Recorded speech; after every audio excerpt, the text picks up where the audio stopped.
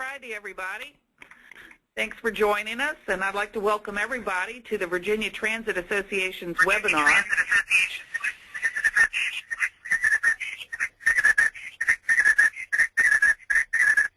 I don't know what's going on here.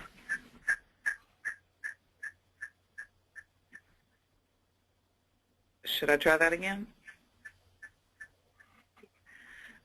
We're getting some strange feedback here. I'm going to try this again. Good morning. I'd like to welcome everyone to the Virginia Transit Association's webinar, Making Social Media Work for You and Your Riders. Take it off.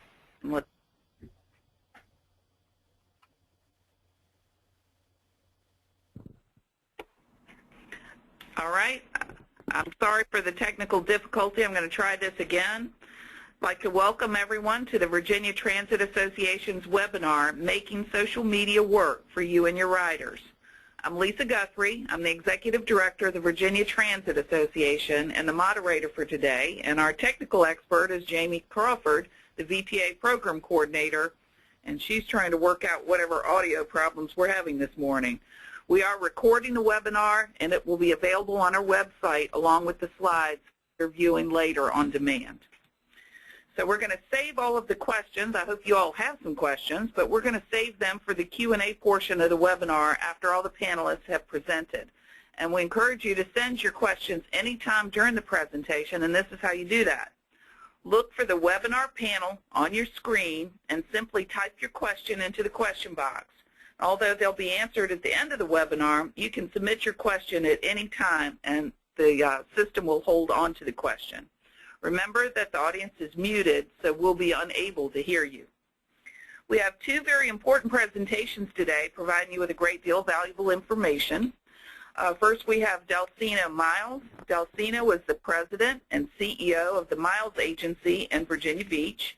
She has nearly 30 years as a communications, public relations, and marketing consultant. We also have Bobbi Greenberg, who is the marketing director for Arlington County Commuter Services. She's been with ACCS for over 13 years. Bobbi began her career as an account executive at several advertising agencies, and prior to joining ACCS, she was the director of marketing at the Mortgage Bankers Association of America for 10 years. She has a BA degree in communications and business from Indiana University. With that, it's our great pleasure that I welcome our first presenter, Delceno. Good morning, everyone. Can everyone hear me okay?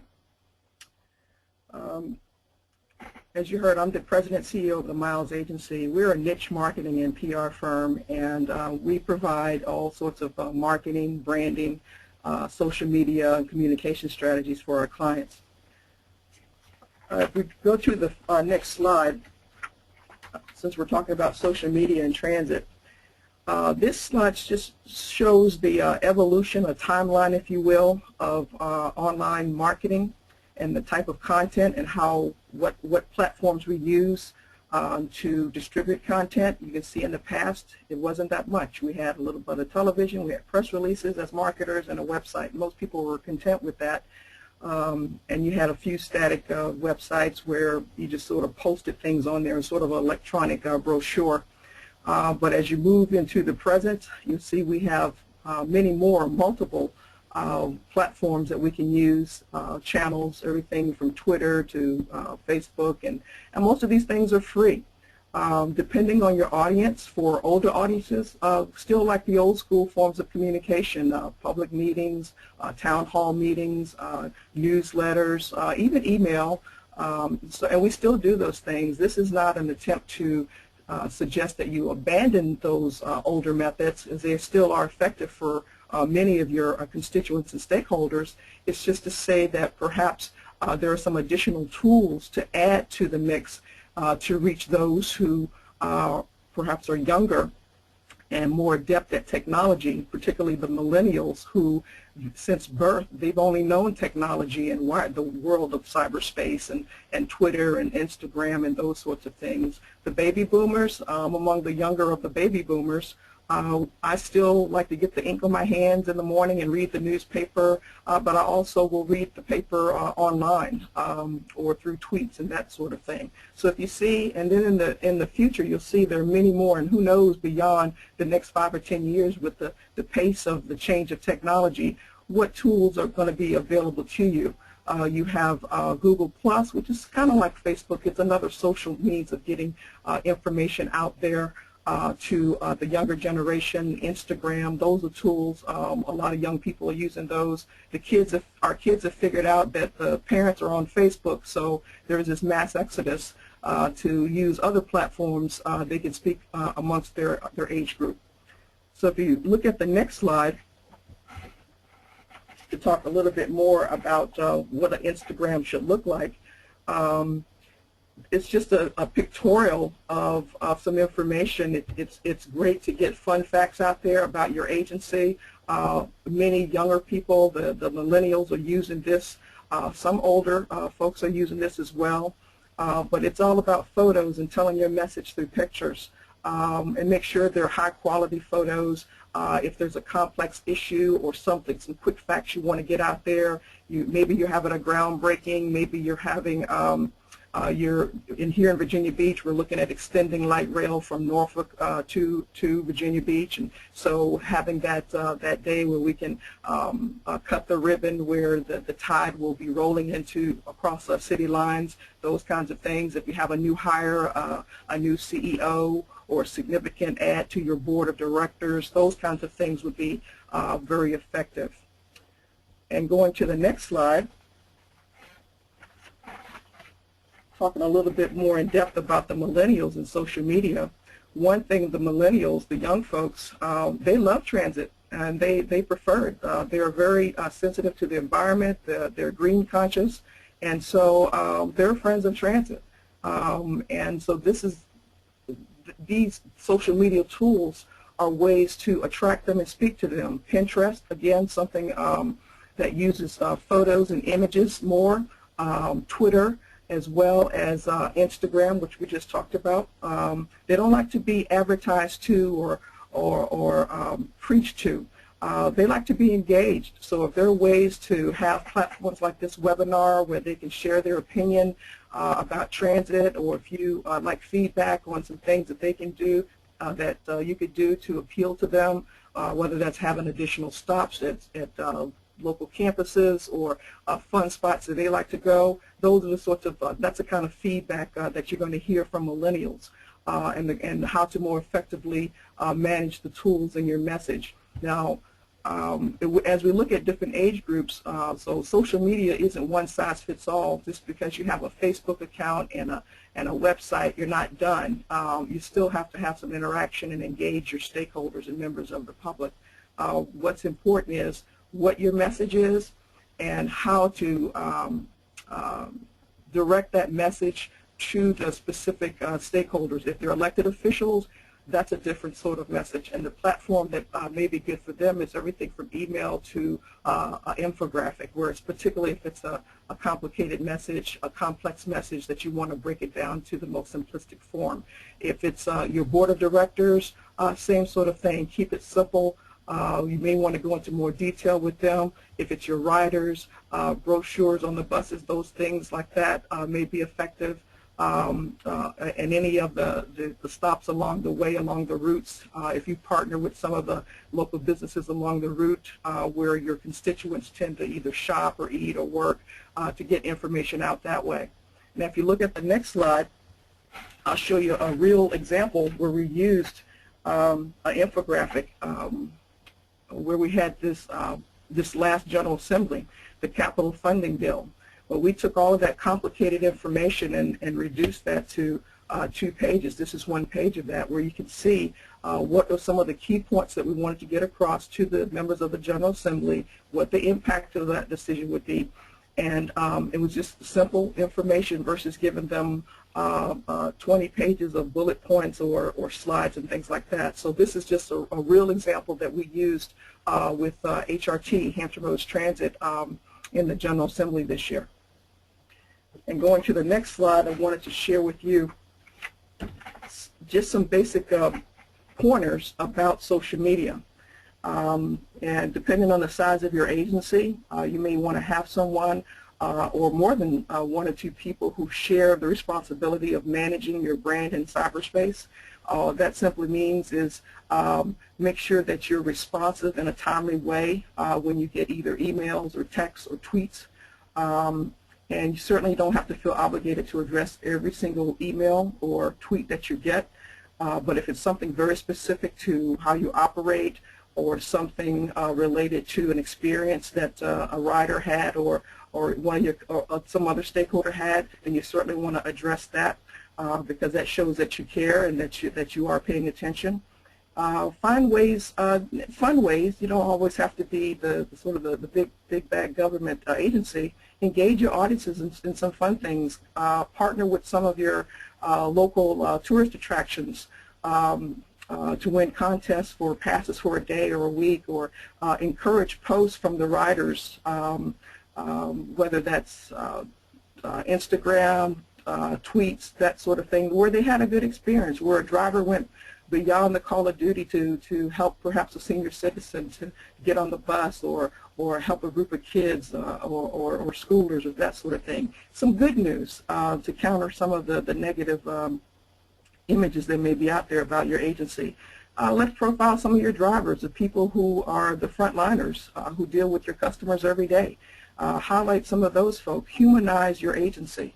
The employees, if there's some special about your employees, they've been recognized by the White House or by FTA. Invite the public on a tour of your facility. Highlight the folks that maintain your buses. Things that people don't normally know. Certainly, you want to get out your regular information about any issues with weather-related delays or your holiday schedule, those kinds of things. But there are some fun facts to balance the more serious things out there to help build your brand. And continuing on to the next slide, dealing with negativity.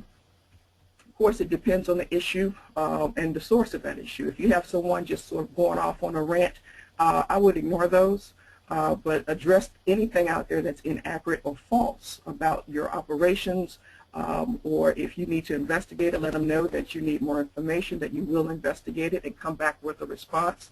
And never take these things personally, and don't get personal with them. So if there are personal attacks, just ignore those and move on. Let them vent, but certainly if they're venting about a bad experience, then you certainly want to address that, because that's a customer service issue and that's part of your brand. If there's a negative post that seems to be trending for some reason, and it seems to be multiple posters where you have a bunch of tweets and they're trending, then you need to address that. Not every individual one, but come up with an answer for that, whatever it is, whether it was some sort of accident that occurred or some sort of delay or what have you. How were customers treated if the bus was delayed because of a mechanical failure? Were you efficient in getting them to where they needed to go, or were they sitting around waiting in the rain? Those kinds of things. Address all of that, how you normally handle those kinds of things. And if you look at, and there's one other thing before I conclude, and I'll have Bobbi pick up, but she'll go in more detail about the specific types of social media. Don't panic when you have negative posts. I mean, everybody gets them, whether you're the President of the United States or you're the public information officer at your agency. But the main thing is to have a ready comment. Make sure it's consistent with how you operate, with your brand, with your mission. And when I use the word brand often, because all of this affects how people view you.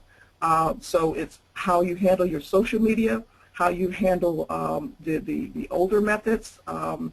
If people feel they're being listened to and that their concerns are being respectfully addressed, then all that goes towards building a positive brand and building more equity in what you do, how you operate, and have a feel-good that you're truly a community partner and a community resource. Those things are important.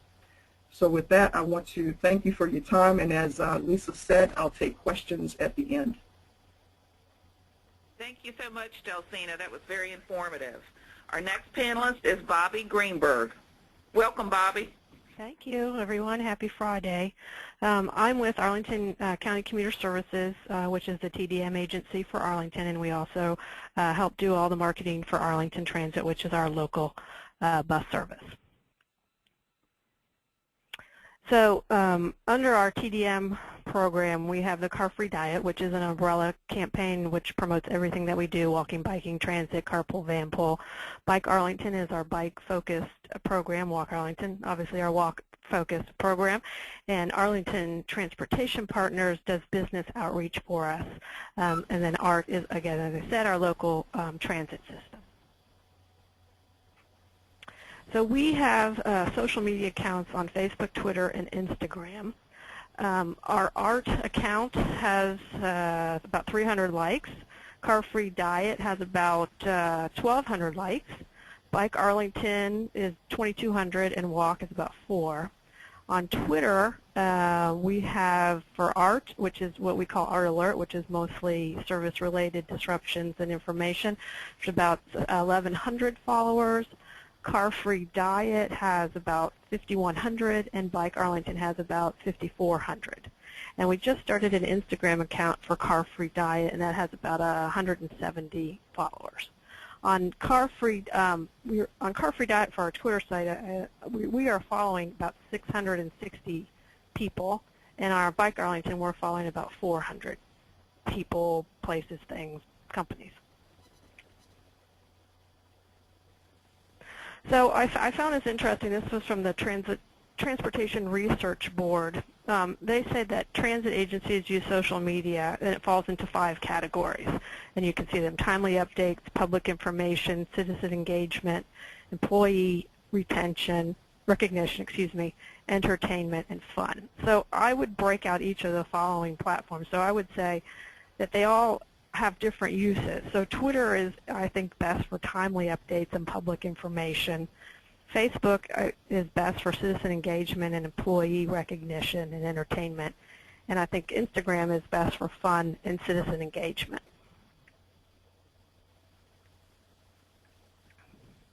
So these are some screenshots from our Facebook pages. And again, mostly our ART Facebook page does news and service updates, and we sort of act as a customer service outlet for people.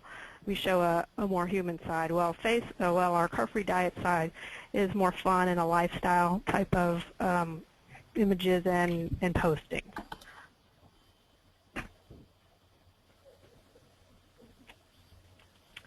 So as you can see, we do get some engagement through Facebook and our Facebook accounts.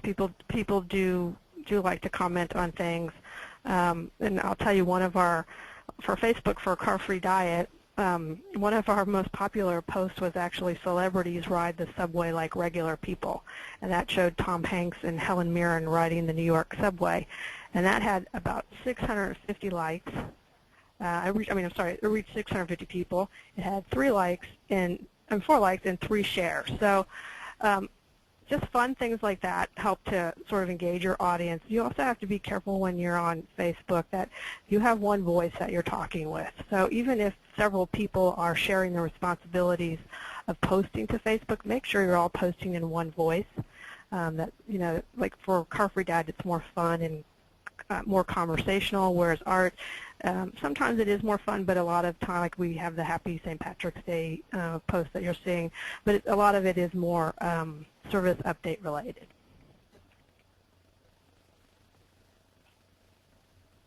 So here are our Twitter accounts. These are our 3 most popular. We have ART, which again is real-time information update. It's our customer service outlet. We respond to people. They have a complaint, they usually go through Twitter. Car-Free Diet is more entertaining, and Bike Arlington are more entertaining, or we're telling you about upcoming events or interesting information. And again, occasionally we'll use those sites for updates if there's a snowstorm and we have to let people know about service interruptions or that sort of thing.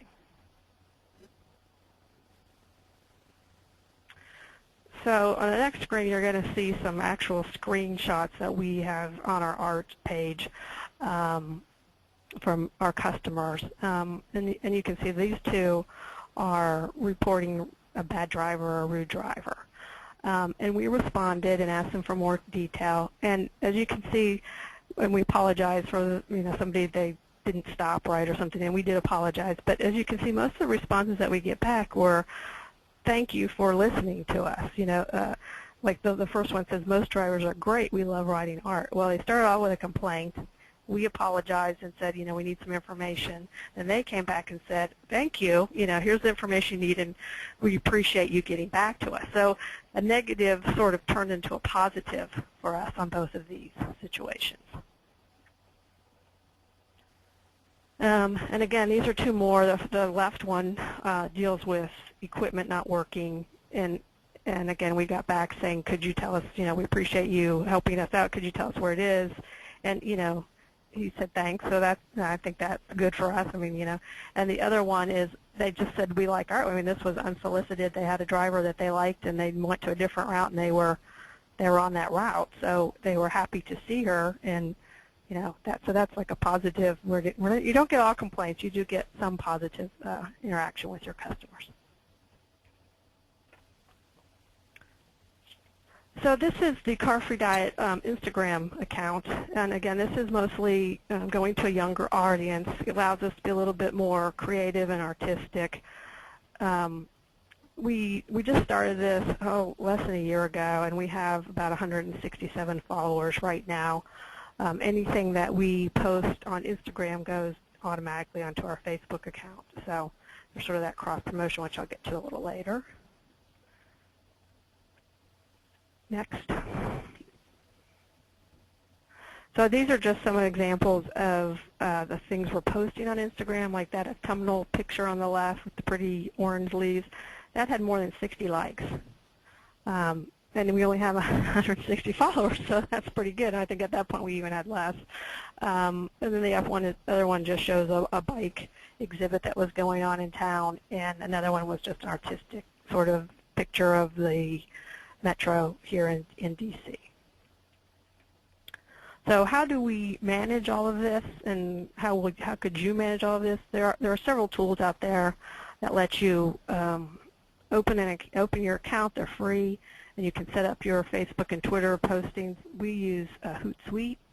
As you can see, there's also TweetDeck, Seismic, Social Oomph, and CoTweet. So Hootsuite is free. That's what we use. You can set up your Facebook and your Twitter account, and it lets you schedule future posts, so you don't have to. So there's not somebody there constantly having to post however often you decide. You can set up posts, a week or month from now. You can see what you've already sent, and then you can see people who send you messages directly there. So this is a good tool to manage and see everything in one place. It makes it a lot easier. And if you are doing Twitter, I would suggest you use one of these programs to help you if you aren't already.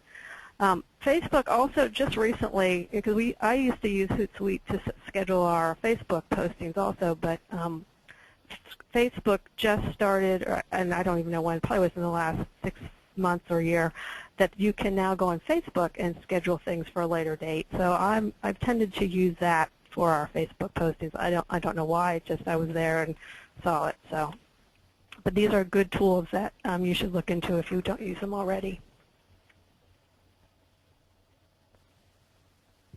So we cross-promote everything that we do. So as you can see, this is the main home landing page of our Car Free Diet site. And in the corner, we have links to all our Facebook, Twitter. We also have a YouTube account, which I didn't mention, and Instagram. And then we also show our live tweets on the page so that people can see what's, again, that's another visual cue for them, like, oh, you're on Facebook and Twitter. And as I said, our Instagram photos also link to our post to our Facebook account. So this way, everybody can see all of our platforms. It's free. We also send out newsletters that always have that always have our Facebook, Twitter, YouTube, and Instagram links so that people can like them. So everything that we do, we try to cross-promote all of our social media contacts. So here's what I've learned. We're not Katy Perry, as you can see. Katy Perry has more than 66 million Twitter followers. We're never going to have 66 million Twitter followers. We are transit. We are TDM. We're not as fun and exciting as Katy Perry. We might think that we are and act like we are, but we are not. So I think you need to keep your expectations realistic. So if you don't have a social media account or you're setting one up and your boss says, well, we want 100,000 followers by the end of the month. Well, no, that's not going to happen. It's, you have to realize, I mean, what do we have? On Facebook, we have 1,200, and on Twitter, we have about 5,000. And that took a while to build up. That wasn't overnight, and we're still building. I think you also need to be prepared, as Delceno said, with your public, good or bad. So if you don't have a Facebook or Twitter account and you're just starting one, then you have to be prepared to interact with them. And you should also try new ideas. We're starting today, actually, on our Facebook page and Twitter, Car Free Friday, where we're asking people to post photos of themselves going car free today. And then later we're going to start something called a photo hunt, where we're going to put a photograph up of a picture and sort of puzzle pieces out of it and show one puzzle piece and ask people to guess where this picture takes place, someplace around Arlington. That's a famous location. But you have to try new things to get engaged. We've done this for a while now, and we're always obviously trying to get positive interaction and engagement with our riders and customers and public, but sometimes they're just not interested. If you get 3 people responding to something, that might end up being a good response, just because we're transit, and usually they're coming to you because something's wrong, not because they're trying to post a picture, unless you get some transit geeks, which are out there who love transit. So again, be realistic in what you expect and how many followers you're going to get. So Arlington Transit and Car Free Diet, we are established in the Arlington community, so we communicate with everybody in a variety of ways, not just social media.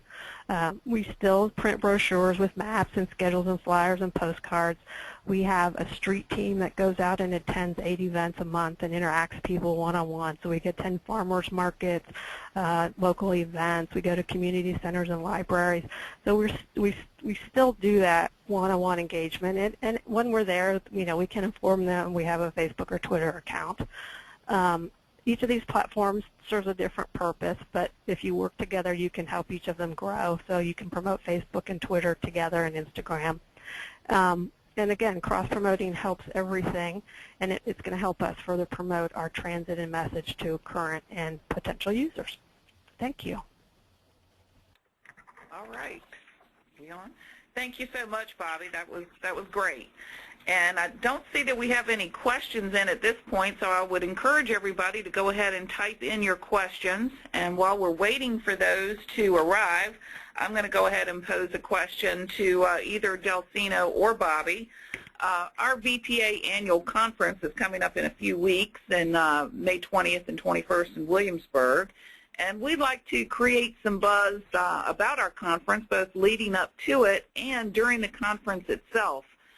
Do you have any tips for us on how we can, especially at the conference, create this as a buzz, as an event that people are generating excitement about? This is Delceno. What's the primary theme or topic that you're going to be covering during the conference? What's different? Well, our main speaker is going to be the CEO from the MARTA system in Atlanta, and he's going to be talking about engaging the community and supporting transit. We're also going to have a panel, including some HRT representatives and chamber representatives talking about that same topic. So that's the headliner issue, is engaging the community in support of transit. Well, I would start with, I know that HRT and many of the agencies that are listening to us now have wonderful databases, and I would start with reaching out to your existing friends of transit who would have an interest in this. And so I would start there. I know HRT has about maybe 5,000 or 6,000 in their database from all of their various community initiatives, and I'm sure others have comparable size databases. That's one place. And it would be a great opportunity if you could partner with your transportation reporters or the media in this case, because they have an interest in this too, because they are one of your stakeholders. And so that's another thing for those who may not deal with the media on a regular basis, at least on a personal level like I do. But I would suggest to see if you could get a media partner for this, a media sponsor, particularly those who've been covering transportation for quite some time. Here at the Virginia Pilot, David Forster has the transportation beat. I would make sure he's there front and center and maybe engage him somehow. I'm sure you're going to have a media room and media packets and that sort of thing, so I would encourage you to get with those who already identify themselves as friends of transit, the paratransits, and get that information to your riders, and highlight your keynote speaker. And certainly let the media know in advance, and see if you could get an advanced interview with that keynote speaker. I think you also have to set up. You have to set up a hashtag for the conference and publicize that in all of your conference material, so that your attendees are the ones that are also doing Twitter posts about you. So that in every prior to attending and then once you're at the conference, you need to make sure that that's in every room and every panel somewhere on the screen or something, so people know what your hashtag is, and encourage people at the seminar to tweet for you. I mean, that's going to be your biggest, your attendees are going to be your biggest fans and advocates. Right. Okay, great advice. Thank you. All right, I have some questions that have come in. Let me read the first one here. This is from Brittany Dudley, and the question is, the people that like our Facebook page are very good at commenting and liking posts, but I know we have many riders who have not liked our Facebook page. Do you have suggestions on how to get people to find Facebook and like the Facebook page for the first time? I can answer that. When we first started Facebook here, we actually put stuff on the bus. So I don't know how. If you have inside panels, ad panels that you can use yourself to put ads up there for people, like us on Facebook. We also did something, I think, the first 20 people who like us would get like a reusable bag, that sort of thing. And again, anything you can do on the bus or even at the bus stop to let people know that you're on Facebook and have them follow you. Okay, thank you.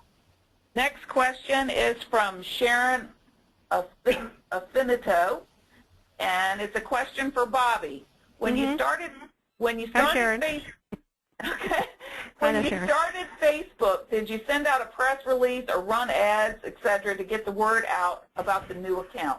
No, we didn't. And again, I'm trying to remember even when we started Facebook. We were early into it when it was still somewhat new, and like, oh, should you use it? Is it just for college kids at that point? No, we didn't. But we made sure that everything that we sent out, every print material that we did, we might have maybe put an article in our citizen newsletter, which goes to every household in Arlington, talking about that. It was basically just word of mouth, or anything that we printed, we put it in. So no, we did not. There's also something you can do if you're trying to build up your Facebook audience and likes. You can buy ads on Facebook, and you can target them to a specific geographic location. And yesterday I actually learned that you can actually target them to a specific location. That Facebook now has a program where if somebody goes to a shopping center or a park, you can actually target the people who are there, and then when they open Facebook, they will get your ad. So it's gotten almost creepy level, but it's gotten down to that specific point where you can target somebody. So if you're in Loudoun County, for instance, Sharon, you can target somebody who's in Loudoun County through their IP address on Facebook and do ads. And they can also, and then when they go on their Facebook page, they'll see an ad for you. Or again, now a specific, if they're in a mall or a park in Loudoun County, they can somehow, again, sort of scary, but they know you're there, and they can an ad will pop up. So that's another, and it doesn't really cost that much. So that's something you might want to look into. All right, good to know. All right, the next question I'm going to pose to Delceno. She addressed this in her comments, but here's a follow-up question. When users get very negative and write multiple posts about your service on Facebook or Twitter, how do you respond? This is from Wendy Sanford. Hi, Wendy. If it's the same poster, then you may want to give your contact information to that person and speak offline to that individual, because perhaps maybe they had their own individual experience. But if it's something consistent and that's trending where there's a operation delivery or service delivery issue, then that needs to be investigated, and you just need to be transparent and forthright about that.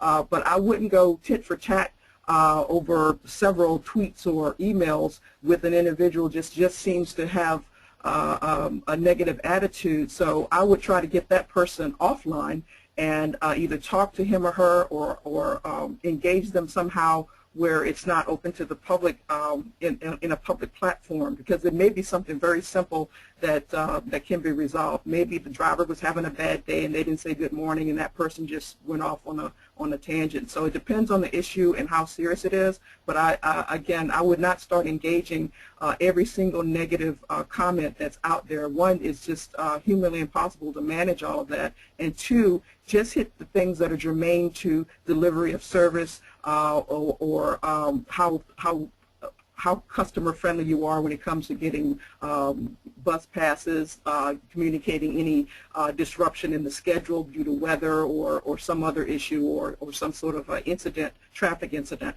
But don't feel obligated, as I said, to respond to every single negative piece, because otherwise that's all you'll do. That's why I don't always read the online comments after an article, because usually they're very negative, and it's easy to hide anonymously online. You don't know who you're dealing with, and I don't want to give more exposure to someone's soapbox than I absolutely have to. Well put.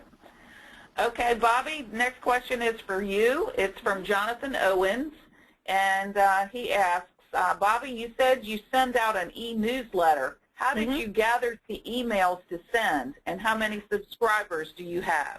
Okay, so as I mentioned, we do at least 8 outreach events a month, and at those events we ask people to take a car-free diet pledge, and they give us their name, email address, and they check like I'm willing to try to combine trips, or I'm willing to try to ride a bike. They just check boxes. It's it's not meaningful, but it gives them something to do. So we take those email addresses and we enter them to our database. We're up to about 12,000 right now. Well, do you what do you have them on clipboards or at a sign-in table? Well, we have people that interact with, so if they're at a farmer's market, we have a table set up, and we have brochures and giveaways, and we also have we have a transit trivia wheel, like, you spin the wheel and you have to answer a transit question and you get a prize, right or wrong, you get a prize. So the people that are attending these for us, our staff, interact with people, and we have a clipboard with just a pad of paper with, fill out this form. We're trying to go on to more of an iPad thing, so we don't, because then we have to take all those emails and enter them into a database, and that takes a little longer. So we're trying to come up with an iPad form that people could just fill out right there, and then their email address would automatically be generated into a list that we could use. But we got 12,000. That's probably over 4 or 5 years. So it took us a while to get up to that amount. Okay, great. All right, the next question is from, let's see, Jamie Jackson, and she asks, how do you recommend best approaching service alerts via social media when your agency does not have a person monitoring social media 24 hours a day? So I don't know which of you would like to jump in on that first. I can answer that, because that's something that's an issue that we face too. We don't have somebody monitoring it 24/7 either, unless it's it's just blizzard conditions or something like that. But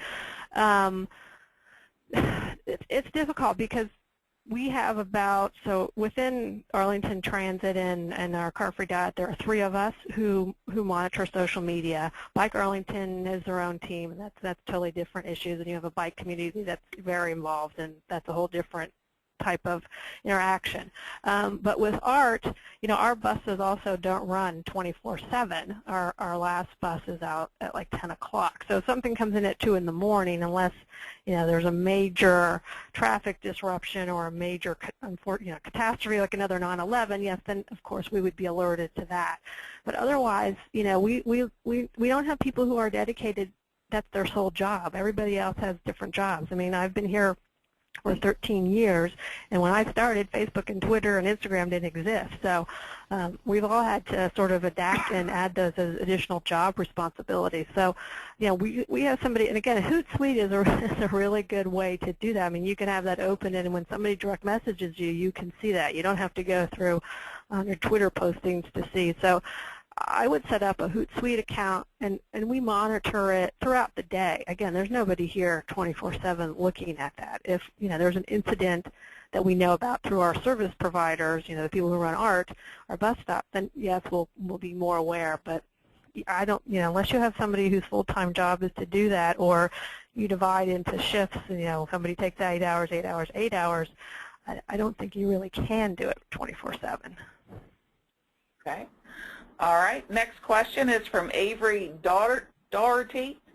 How do you plan out what to schedule ahead of time? Do you have any suggestions on a format we can borrow of topics to include when auto-scheduling for Twitter?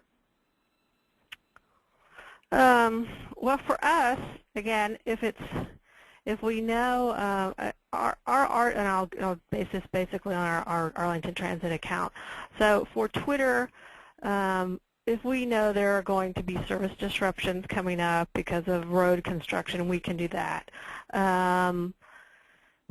What else do we do? I mean, there are also, like, we had that, we did something about Happy St. Patrick's Day that was on Facebook, though. So we schedule both things out in advance. Again, it depends how you're using your account. So like I said, our Twitter account for Arlington Transit is mostly service disruptions, and occasionally we'll have a fun thing on a driver or a passenger or, just some other bus system. So those fun things you can, to change it up a little bit, you can schedule out in advance. If you've seen something online, a lot of the ways I found a lot of stuff that we post on Twitter or in our Facebook accounts for Car Free Diet, I look at our Twitter account. We follow over 600 people, and most of those are transit related or TDM related or bike or walk related. And these people, I think some people just are on Twitter 24/7. And I'll look at Twitter and then go away for 2 minutes, and we'll have another 150 postings, and like, where did those come from in 2 minutes? But so that's also a good way to find out what's sort of going on in the industry too. If you're following on Twitter other transit agencies or governments or bike walk kind of people and corporations, companies that do that, it's a good way to find out fun things to post for future. So again, if you're doing service-related things, getting back to the question, if you know something's coming up, obviously you can post that in advance. Otherwise, you're just, if there's an accident that happens, that's what we use. That's what it's called. Ours is called our alerts. And our bus, and here's another thing that we have that I don't know if you could set up. So we have an RSS feed that's Art Alert. So people can say, I ride this particular bus and I want to know if there's a service disruption. And they can go online and they can sign up for it. Our dispatchers at our transit agency hear from our drivers, and they know that there's a delay because of traffic or because there's an accident. And then an RSS feed will go out either as a text message or an email to people who have requested it. Then that also is attached to our Twitter feed, so it will go out to Twitter, to our Twitter followers. So we have 3 ways of getting that out. I mean, even if you didn't actively sign up for that particular route, it will go on our Twitter feed. So that's another way you might want to look into doing that. And if you knew of best practices, either within your agency or within the industry or professional organizations, share that information. That's something else that you can send out in a timely manner and see keep up with sort of the latest headlines, if you will, and see if there's something relevant to your agency that you could weigh in on, and if it's a national issue about transportation or funding or something like that, then perhaps you can give a local flavor to that particular issue, provided it doesn't cause any negative impacts on your brand and on those who are involved with your agency. But there are always clues in the community or in the media about what's trending, at least for this moment. That's the thing about social media. It's so immediate, and it can go viral in any second, and you never know what can go viral. Everything from a baby crying to some faux pas by some politician. But you want the positive things to go viral too. If there's something unique, some special way you handle the crisis, those are the sorts of things you want to share. Fun things as well. If you're having a contest, as Bobbi's saying, to get people engaged, to share posts and things they've seen, photos, that sort of thing. But any of those things, and of course plan out what's going on in your community. If there are big festivals that happen every year and there's some ways that you can engage in that, then those are some things that you could post as well in terms of the schedule for that particular event, if there are going to be street closings and how that impacts your schedule and your routes, those kinds of things. I think last week also was a good example of that, Delceno, because they had, APTA had the Stand Up for Transportation Day, and they asked a lot of the transit agencies to participate and use that hashtag. And I think that was, according to what I saw, was like the third trending hashtag of the day. So everybody joined together to promote that day, which was pretty successful. Right, exactly. Well, Delceno, you mentioned about the contest. We have another question from Allison Roberts, who wants some examples of ways to engage passengers offline and maybe have the passengers participate in a contest to visit the bus division. Any other ideas around that about how to engage passengers offline and maybe contests to get them to come to an event at the transit agency, or any other tips on things like that? Well, there are ways to, particularly if we're talking about passengers, your existing customers, frequent riders, they have to get their bus passes, and you can track that, and perhaps those who have the most longevity or history, I don't know how you track that from now, for it started May 1st, those who have the most trips between May 1st and May 5th will be entered into a contest, and then they could win passes to if there's a concert in town or something like that, or bus passes for the next week or two. As long as it's not negatively impacting your budget, but partner with, you could get tickets donated by whoever your local tourist agency is, whether that's Busch Gardens or excuse me, or whether it's for your Northern Virginian folks, trips to the White House or something like that. Get those kinds of things donated. Those are the kinds of things that you want to partner with anyway, because those are potential customers. But for the ones that are already riding the bus and they see that there's an opportunity to win something and to be featured, that's ego management 101. That's what I like to call that. Because so so there's got to be electronic ways you track that. So whoever has the most trips during that period, make sure it's a short period, and to create that buzz and track it, and it's almost like in high school where you're competing to be valedictorian or the most likely to succeed or something like that. Or you could have where if you're in a mode where you're changing your logo or your brand, you could have a contest where people, you could do the hashtag like Bobbi said, and vote on which design they like better, just to get them engaged that way, whether it be riders or any commuters in your area. There are things like that. So there are all kinds of ways that people can get engaged. You could feature the winner certainly on all of your social media platforms. And again, I go back to media. It'd be great to have a media partner, whether it's radio or television or even your local print newspaper.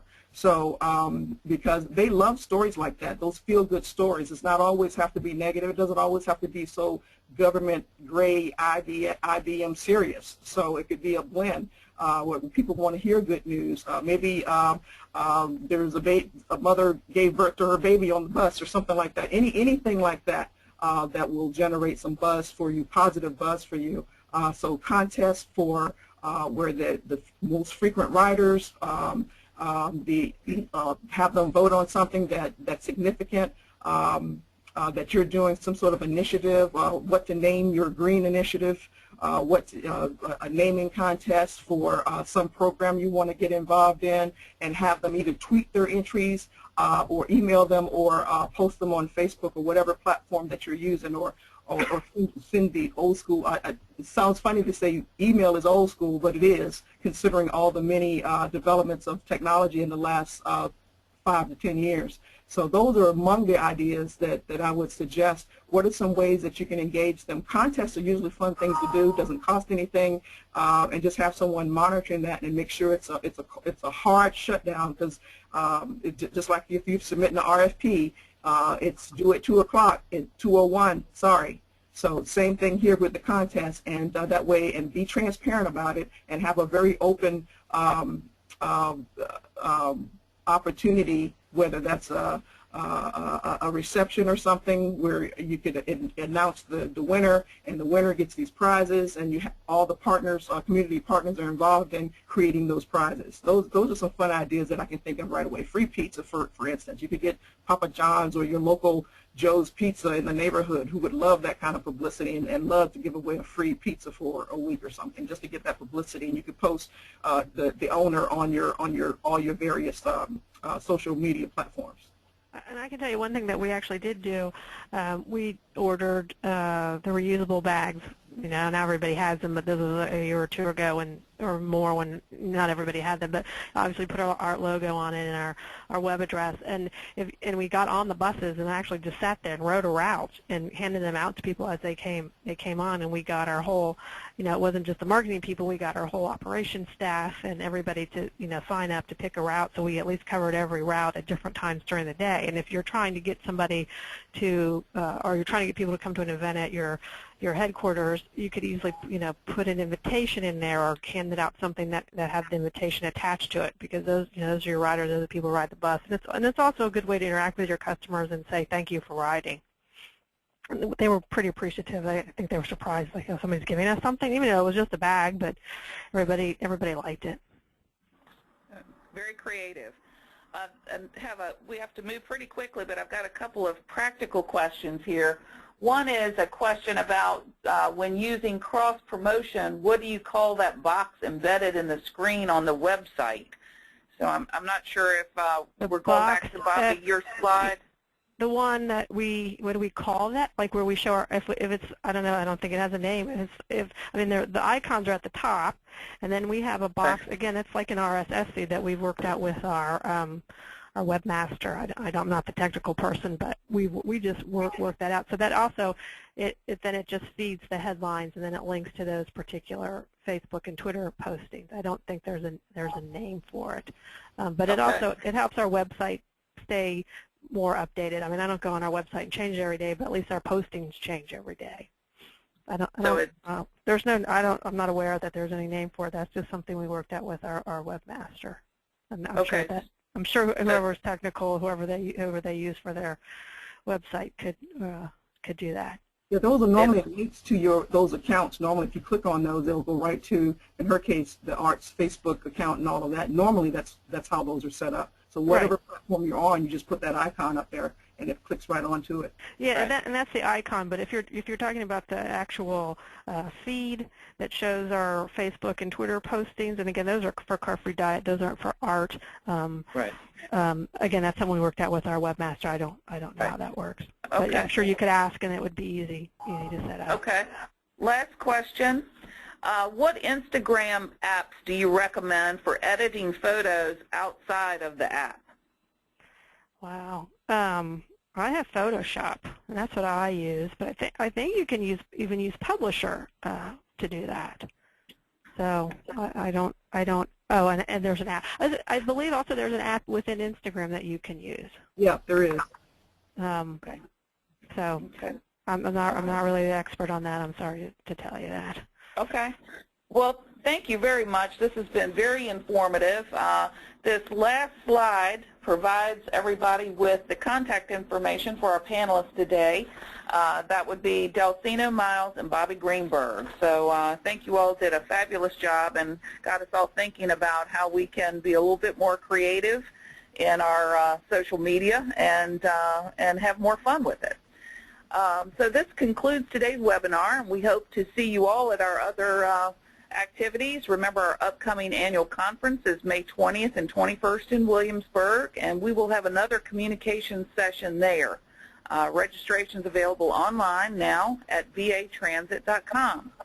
So hope to see you then. Have a great weekend, and thanks again for joining us. This session will be up online in a few days.